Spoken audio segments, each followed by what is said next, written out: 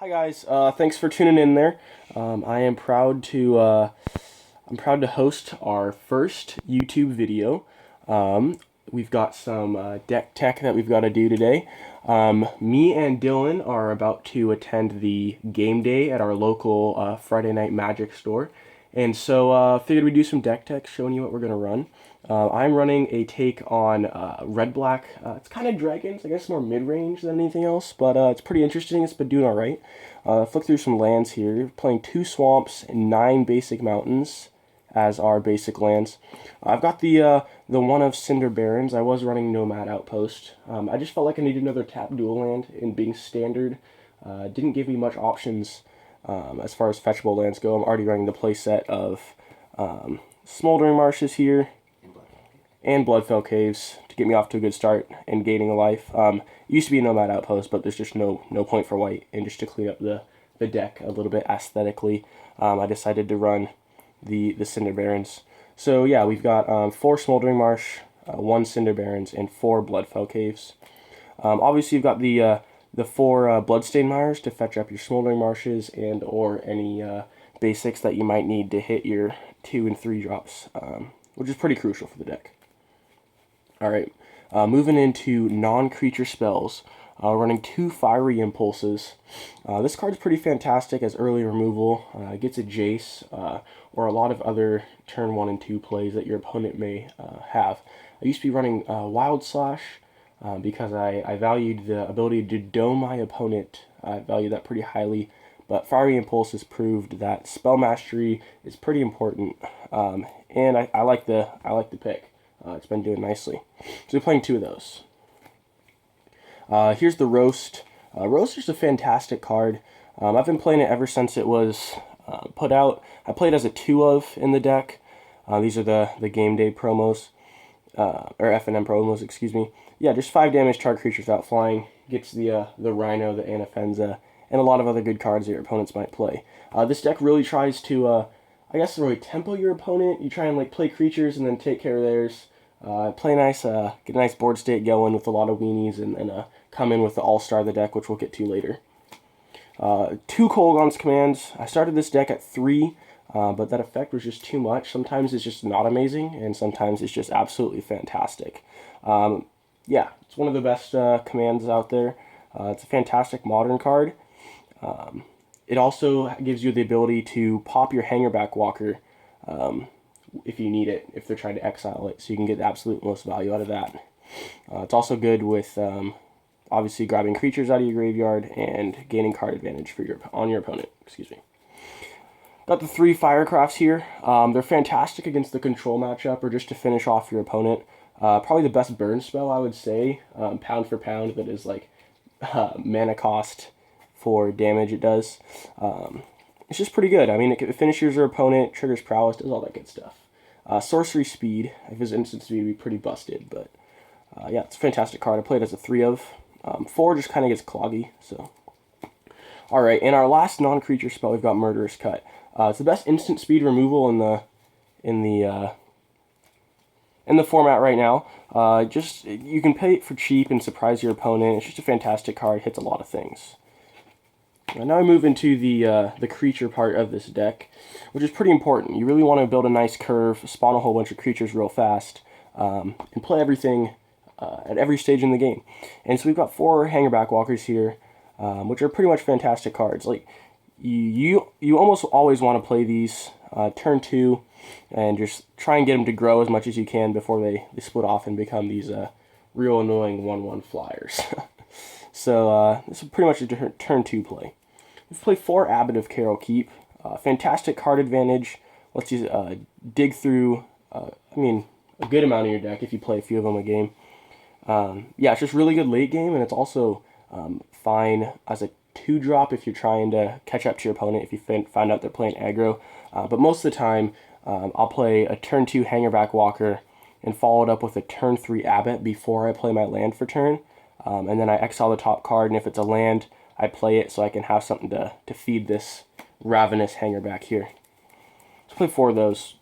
Recently I've changed and started playing 2 Thopter Engineers. Card has proven to be worthwhile. I mean, it gives the Hangerback Walker haste, giving him the ability to eat stuff as soon as he comes into the battlefield. It also gives all the Thopters that I get from P and Kieran Nalar. Another fantastic card, gives them all haste. And a 1/3 body for 3 mana is not bad. I got 2 of those. 3 Dranas. This card is a must-kill card. If your opponent sees it on the battlefield, there's a good chance it's about to get killed, which is fine because if it's left unchecked, you kind of just win the game. It takes over real well and goes along nicely with the token theme that we've got going on here. So we play 3 of those. They are legendary, but they're absolutely fantastic. Makes your field a lot more powerful. All right, 2 Kalitas. I'm going to take a moment to talk about Kalitas here. Kalitas is probably one of my favorite cards out right now. It's a 4 mana 3/4 body, which is fine. Throw in some lifelink and the ability to hose the rally decks. If a non-token creature an opponent controls would die, instead you exile it and put a 2/2 zombie on the battlefield. It's a fantastic card. It's very, very good. But they also threw in about 3 extra lines of ridiculousness. For 3 mana, you can sacrifice another vampire or zombie and put 2 counters on him, which gives him a 5/6 lifelink body, which is absolutely huge. It's ridiculous. Drana is a nice target for his sacrifice ability, or you could just pop some of the zombies he makes from all your removal spells that you cast towards your opponent. 2 of in the deck. It's very great. P and Kieran Nalar. A fantastic card. Catches you up from a board state standpoint. Yeah, it gets you right back in the game. You get 2 Thopters right away, and the ability to sacrifice an artifact to deal 2 damage is absolutely phenomenal. You can sacrifice a Hangerback Walker to get more Thopters. It's just a great card. It's real annoying for your opponent. I absolutely love this card. I've been a strong advocate for the card since probably day 3. Day 1 and 2, I was just kind of skeptical. But yeah, skeptical, not spectacle. Skeptical. But yeah, it worked out. So I play a 4 of, even though they're legendary, just because it helps streamline the deck and give you the ideal curve, which is important. So I play them as a 4 of. Goblin Dark Dwellers. This card is also one that I've been really excited on. Yeah, 5 mana 4/4 Menace, which is alright. I mean, it's mediocre at that. But when it enters the battlefield, you can cast target instant or sorcery card with converted mana cost 3 or less from your graveyard without paying the mana cost. Played as a 2 of. It's got some fantastic targets in this deck. We've got Kolaghan's Command, which is a fantastic target. Firecraft, which is amazing. You can only take 4 damage so many times in a game, and at that point, it just gets ridiculous. So we play it as a 2 of. Alright, we've come to the all-star of the deck, Kolaghan the Storm's Fury. It's one of the most underrated cards you'll see in Standard. When a dragon you control attacks, creatures you control get +1/+0 until end of turn. If it hasn't come together for you already, this deck plays a lot of flyers that are really, really weak by themselves. But if this guy comes in, buffs your whole team, and ends the game out of nowhere, which is a huge advantage to have over your opponent. And that's why we play 4 of them, because we want to see him as much as possible. Just help streamline the deck. He does dash, so he can come in and, like I said, just end the game out of nowhere. Or if you need a good 4/5 flyer, you can just hard cast him. He's a fantastic card. Yeah, I don't know. I don't know what else to tell you. This guy's bananas. So that's it for the main board. We're going to go ahead and take a look at the sideboard real fast. We've got 3 Duresses, which is just like pretty good to attack your opponent's hand. A lot of matchups that this deck has troubles against are control matchups, whether that's 5-color Bring to Light control, Esper control, which you'll see when Dylan does his deck tech here in a second. Or you'll go ahead and any other types of control, maybe just black-blue control even. Really want to attack their hand, so Duresses are really good to get that Bring to Light or counter spells out of their hand and help you on your path to victory. So play 3 of those. We've got 2 Transgress the Mind.